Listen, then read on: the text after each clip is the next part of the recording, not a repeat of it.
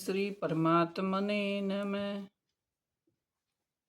बोलिए सदगुरु महाराज की जय हो। संत हमारी आत्मा हम संतन के माही, हम संतन में यूं रमे जैसे माखन में घी।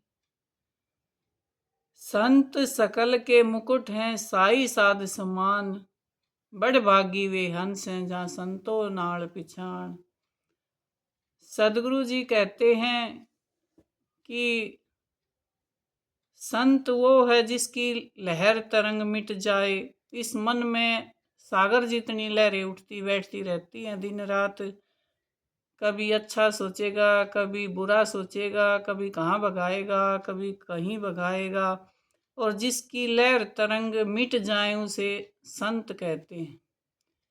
संत गृहस्थी भी हो सकते हैं, नारी भी हो सकते हैं, बच्चा भी हो सकता है। कोई पुण्य कर्म प्रारब्ध के कारण जिसकी आसक्ति मिट जाए, जिसके कर्म बंधन कट जाए और सब एक समान हो जाए, प्रेम जागृत हो जाए, उसे संत कहते हैं। और संत अपना ना सोचकर दूसरों की भलाई में लगा रहे, उसे संत कहते हैं।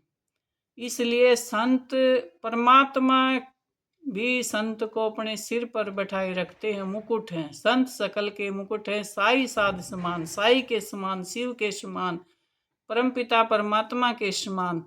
और निर्गुण रूप ही सगुण रूप होकर इस संसार में अवतार धारण करते हैं, ऋषियों के रूप में आते हैं सकल जग का कल्याण करने के लिए। अगर ये ना आए तो संसार की कोई गति नहीं रह सकती, विचलित हो जाएगा और अपने आप ही अंगारों की तरह जलकर भस्म हो जाएगा।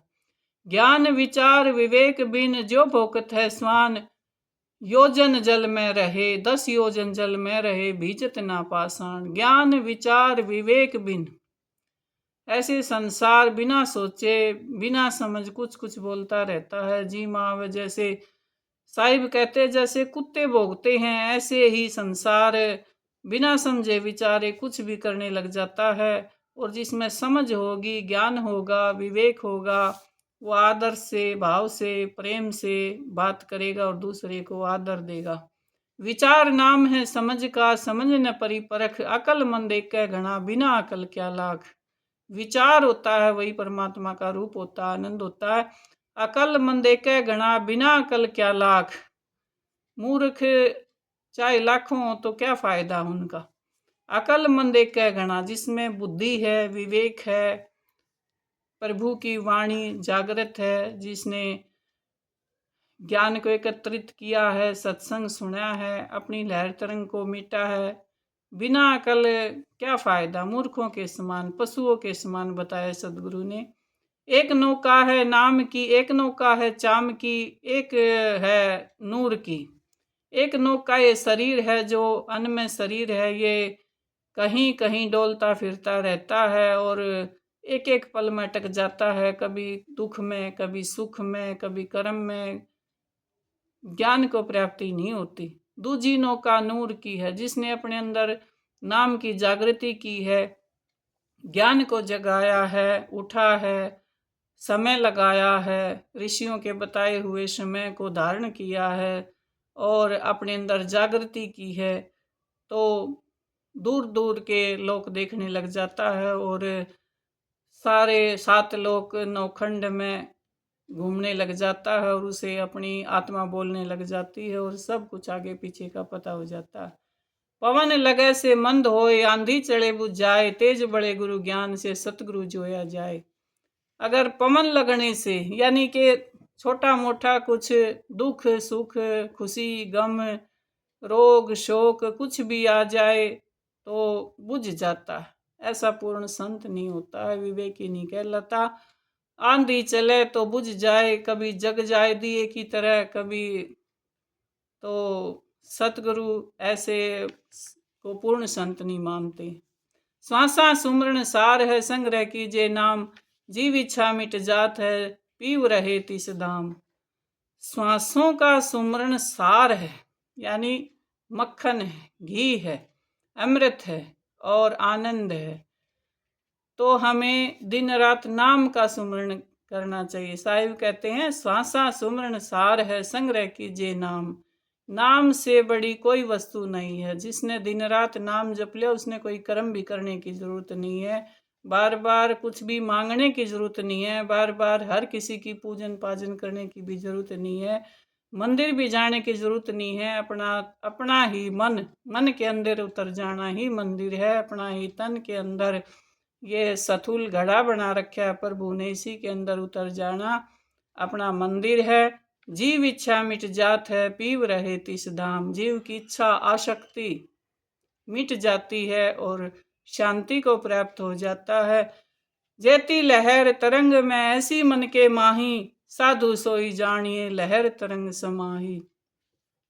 जितनी लहर सागर में होती हैं इतनी ही मन के माही हमें दुखी सुखी करती हैं दिन रात।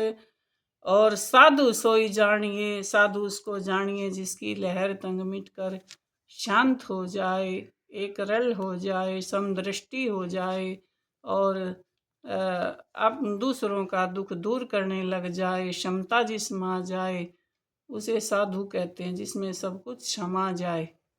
संगति हुई तो क्या हुआ, हृदय नहीं विवेक, बुद्धि भ्रष्ट शोरंग, क्या उल्टा देही को दोष।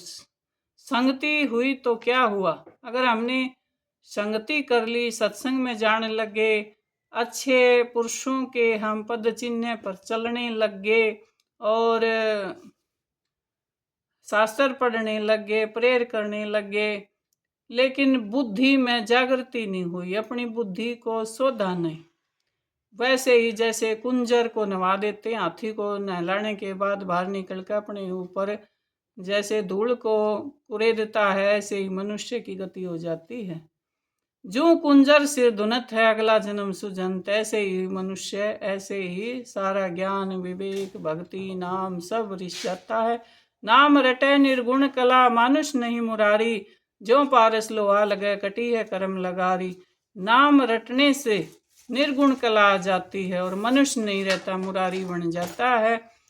जो पारस लोहा लगे, जैसे लोहा पारस से टच होता है और उसकी कर्म लगारी सब कट जाती है, उसका जंग सब तप कर साफ हो जाता है, चमक जाता है, ऐसे ही इंसान पारस का रूप हो जाता है।